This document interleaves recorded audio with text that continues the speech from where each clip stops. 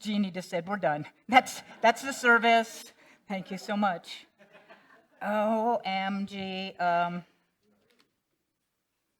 I'm blown away. I don't know about you. The voice, let's give some more love to Bill, to Carol. You want to take Bill home?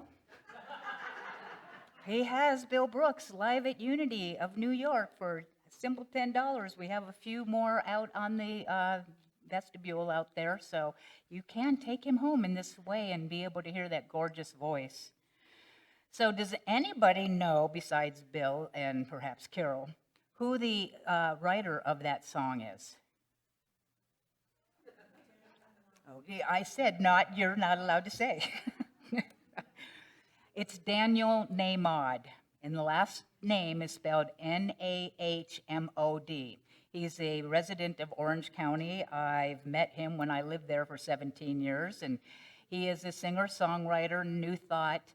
Everything he does is New Thought-oriented, and I'm going to suggest that you go to YouTube and look up One Power by Daniel Nahmod, because you'll get to see him sing this. And I would suggest look at different versions. Some of them have the words, the lyrics, and pictures, visuals behind them. And if you really want to see an emotional piece of him singing, look for the one that says PWP something. It's called the Parliament of World Religions, so PWR. Because he sang at the Parliament of World Religions, and I think that was in 2018. So he's playing at the Parliament of World Religions, and he sings it so emotionally that it gives me God bumps just thinking of what I got to hear a few different times as I was looking it up to feel that energy, and I love that song. It's one of my faves. So now that we have the power, what is the spiritual practice or ability that we've been studying this month? It could be, it's a good thing because we picked the right song, right? It's power. And we're studying basically the 12 powers or spiritual abilities that we all have inherent, that we don't even know that we have, that we use all the time. But my goal is we learn about these powers or spiritual abilities we have so we can use them consciously. And because we're using them, but we're not using them maybe consciously. And we can add to our lives and to our world by using these. So, and it's Charles Fillmore is the person who studied the Bible metaphysically, and he looked at everyone and everything as a metaphysical story. And every part of the Bible is part of me and part of you. It's a different way to look at everything, but it's very, very profound. So this month we are studying power, and the definition of power from the book called Power Up Your Life, power is to claim mastery. Mastery. To claim and command authority of your thoughts, your feelings, and your beliefs. To claim mastery and authority of who? Ourselves, not others. And what is it the power over? Our thoughts, our beliefs, and feelings. Charles Fillmore says, the power that rules the earth and the world is within. The power that rules the world is where? Within. I'm going to share from Divine Audacity about the power of self-mastery. She breaks down each one of the components, powers, and abilities we have into three. We've already studied spiritual authority 2 weeks ago, and last week it was, who knows what it is? Sandy? Focus and concentration. Well, somebody was focused. And, you can review all of these. You can listen to one of the recordings, or you can get the book and read about it as well. So Today we're going to talk about the third arena. However, I'm going to start with her part where she says we are created for power. In order for us to succeed and move forward and to accomplish, we were gifted this power. And it's true for all our abilities that power can be used to control or manipulate life, right? And it can be cultivated actually as a spiritual power to transform and to bless others. 100 years ago or more, Charles Fillmore captured the trouble that so many have in succeeding. He says, today, men and women are striving to acquire power through money, legislation, and man-made government, and falling short because they have not mastered themselves. We have not mastered ourselves. So I'm just going to move right into the self-mastery because self-mastery is actually taught in all the spiritual traditions. Every culture teaches self-mastery. Some examples. Islam says the strong man is not the good wrestler. The strong man is only he controls himself when he is angry. Buddhism, though one should conquer 1,000,000 men on the battlefield, yet he, indeed, is the noblest victor who has conquered himself. Sikhism, with the conquest of my mind, I have conquered the whole world. And from Hinduism, that man is disciplined and happy, who can prevail over the turmoil that springs from desire and anger here on earth. So all the traditions and cultures teach this self-mastery.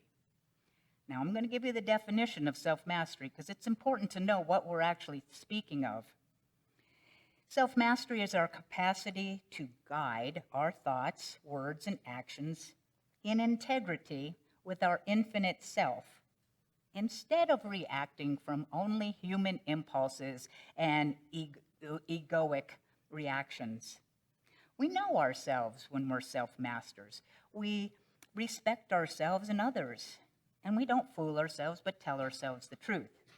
We seek to understand the beliefs and the attitudes that underlie our impulsive emotions, so we can correct these misguided beliefs and change our attitudes, knowing that as we do so, our emotions will settle down. Now, I know nobody in here is ever reactive, right? Right? Okay, well, I have reactions sometimes, believe it or not, yes. Things come along and push that button. And the person, you've heard it before, the person didn't install the button, but they pushed it. And then what are you going to do with it? You're going to most likely get ticked off or sad, but usually it's mad because they touched that button, that sore, unhealed part of ourselves. So the goal in being a self-master is to recognize it and refrain, because I want to be in integrity with my divine self, because we all have that divine higher beingness instead of that part of us that's the wounded part. So this is where we're going to go today. And so we've got self-mastery. And if we don't have self-mastery, what happens? Well, we end up giving our power over to other people. You ever maybe done that? You've given your power to someone else? Or maybe we're controlled by our compulsions. I know none of you do that either. But, I've had times where I am compulsive. In fact, I'm looking at some of my behaviors lately and going, I'm like cleaning all the time. I'm not, but there's reasons I'm like organizing and putting things into order. It might be that the time in my life where I would eat and I gained, about 50 pounds because I was using food until I learned to heal these things inside of myself. And then you have fixed attitudes if you don't have that self-mastery. You have a thought and you're like, well, that's just the way it is, and there's no openness or flexibility. So anybody honestly ever do these things? Come on. Come on.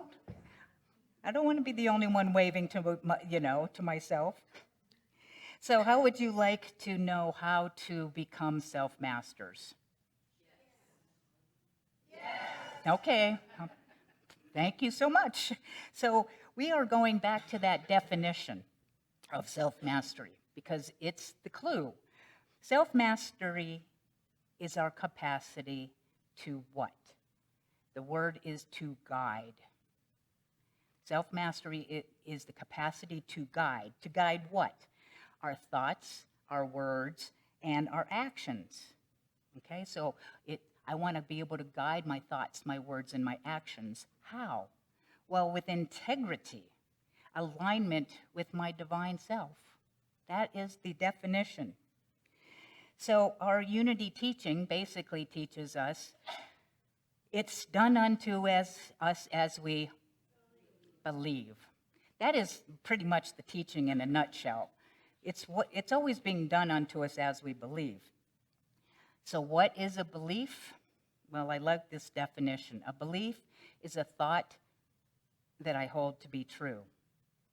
A belief is a thought I hold to be true. And usually it's a thought that has some emotionality tied with it. It's not just a fleeting thought. It has a little bit of tie here because thoughts actually lead to feelings, lead to actions, lead to results. So, your thoughts may not be true. Your beliefs may not be true. Isn't that? We're going to talk about that in just a moment. So we have these beliefs that are actually running us. We got conditioned as children about what to believe, what is right, what is wrong, what is good, what is bad, how to do anything. And we couldn't say no, because if we did say no, we got punished, right? You get rewarded.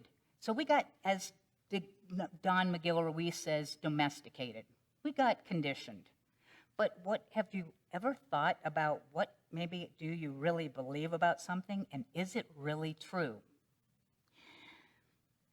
We have two kinds of thoughts, by the way, either supportive thoughts and beliefs or unsupportive thoughts and beliefs. It's either a supportive belief or an unsupported belief. Now, here's the other part. The two types of beliefs we also have are conscious beliefs, ones that we believe that we know, and then we have the subconscious, the hidden beliefs. And more times than not, it is those subconscious hidden beliefs that are running our lives without our knowing it.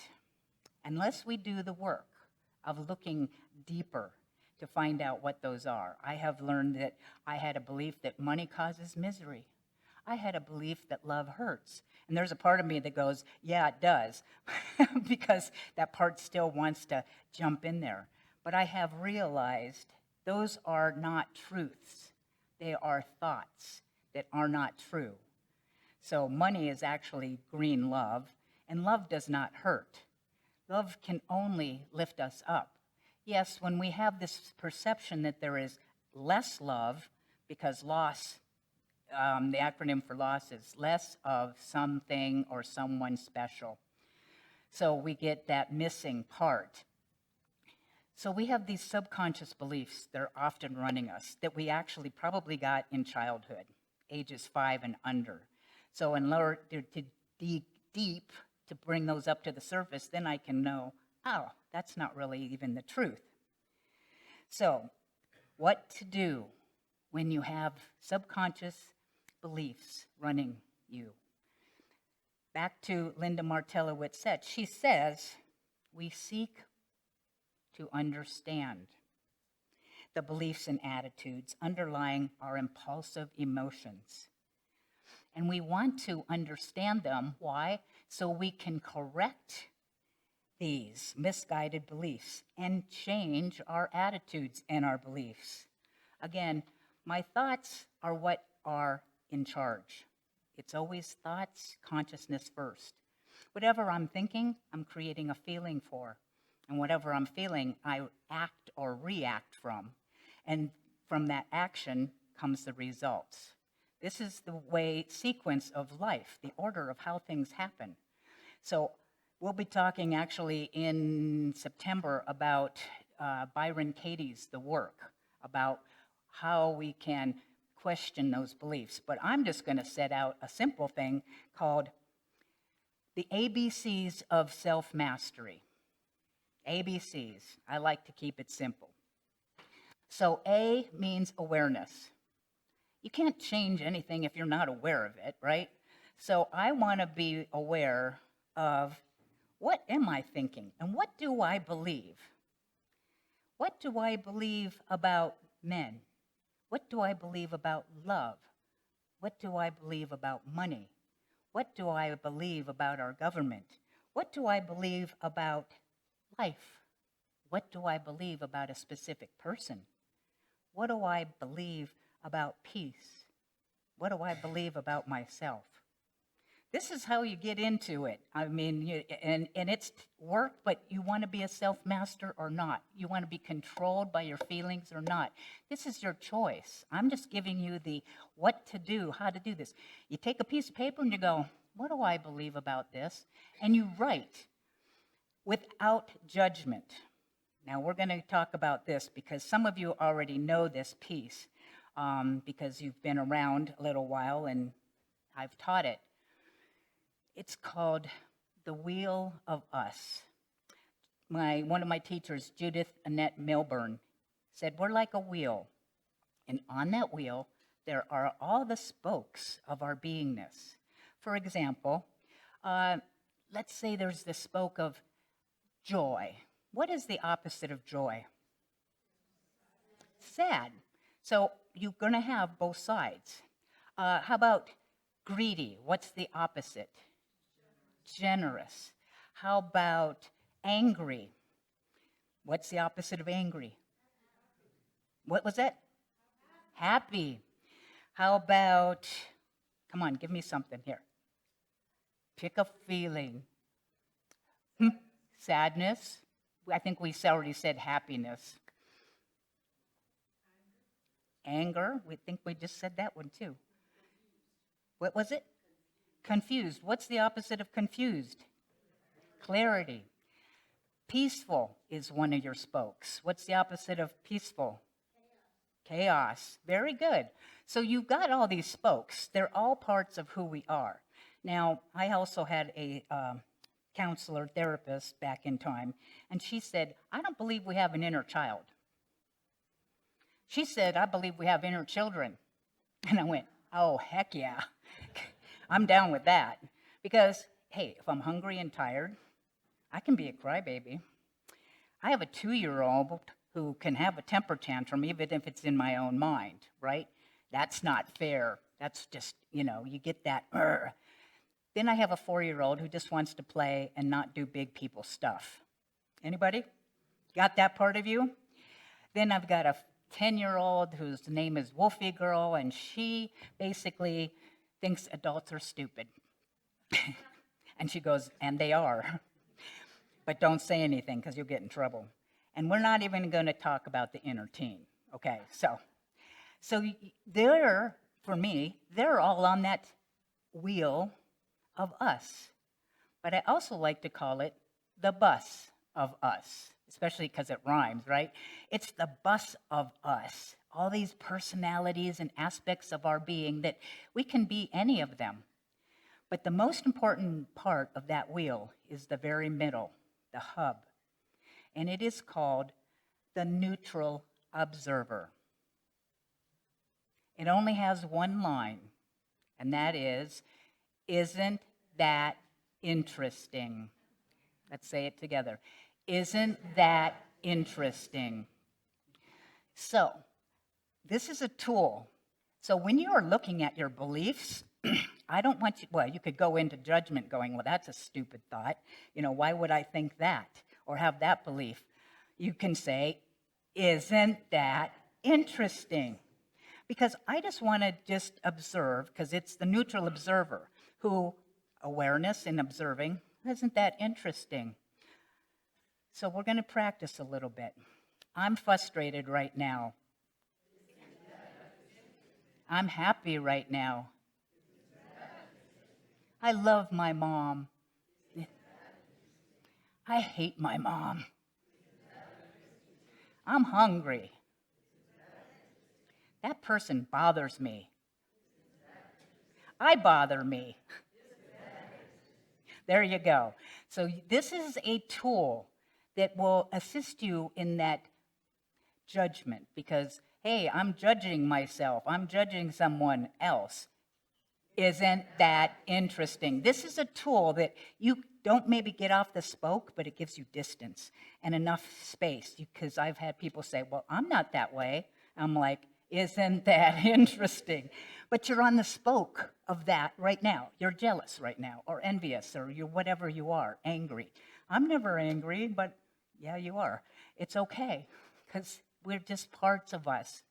So the idea is to see what you're aware of in your beliefs and use the tool of the neutral observer. So we have awareness now of our beliefs. And now we want to move into the B. Okay, so we've got A, I'm aware that I got some really funky thoughts or beliefs. Isn't that? And I don't want to necessarily stay in that thought because it's not supportive. The two kinds of thoughts are supportive and non-supportive. You can ask yourself, is that a supportive thought or not? So, the B stands for brave. You want to be brave. Now, the definition of brave, I actually looked up because I always think of brave as when you're facing something scary or dangerous. But brave also has the definition of when you face something difficult or unpleasant. And we can think of things like people being brave when they stand up for something they believe in. They're brave to get up and give a talk. They're brave when they go somewhere they've never been before. They're brave when they meet with somebody for the first time. There's a lot of bravery, but it's happening on the outside. So being brave enough to stand up to a bully. I'm going to suggest that we turn this around because this is called self-mastery. Self-mastery means I am going to be brave enough to confront my inner bully. You have an inner bully. That's also called the inner critic, right? We all have it. And it is notorious and sneaky and wants to get in there and say things that are not true about us. So I want to be brave enough to stand up to my inner bully. And then brave enough to get to the C, okay? And the C and the ABCs, I'm aware, and now I'm going to be brave. But I'm going to be brave enough to cancel that thought. I'm going to choose a supportive thought, okay? So now I'm being aware of that unsupportive thought, and now I'm being brave enough to challenge it. There's another C in there. To correct it, to cancel it. It's so interesting to have a talk being prepared within me. This week I have noticed myself doing this. All of a sudden I say, no. I'm like, the dog's probably going, what? I'm not talking to you. I'm saying no because I have a thought that is not supportive. I might, and I've also heard myself say, stop it. What am I talking to? My mind. Because I don't want to go down the rabbit hole. But I'm going to correct that. I don't want to go down the ant hole. An ant, here's another acronym for you because I just live by them. Automatic negative thoughts. When you have a negative thought, it might be another one and another one like that line of ants going down. So I want to say stop. That's how you cancel. Cancel, stop, no. When you notice it, you got to stop it because it's going to go. It's going to just roll on down the hill. So I choose to be brave enough to say no, stop it. What's a better thought? What's a supportive thought? And then change the program in my mind like it changes a TV channel. We have power. We can be masters. We are masters. I want us to practice being brave. How to be brave, to stand up to my inner bully and say, no, stop it. I am capable. I have love. I'm doing the best. I'm a good person. I'm fantastic. I'm great. You know, whatever it is that is telling you you're not, you are, because we are divine beings. It is our teaching that we are the divine, not sinners, but we're God beings, that we want to remember that. So I want to see you. I want to see you be brave. Namaste.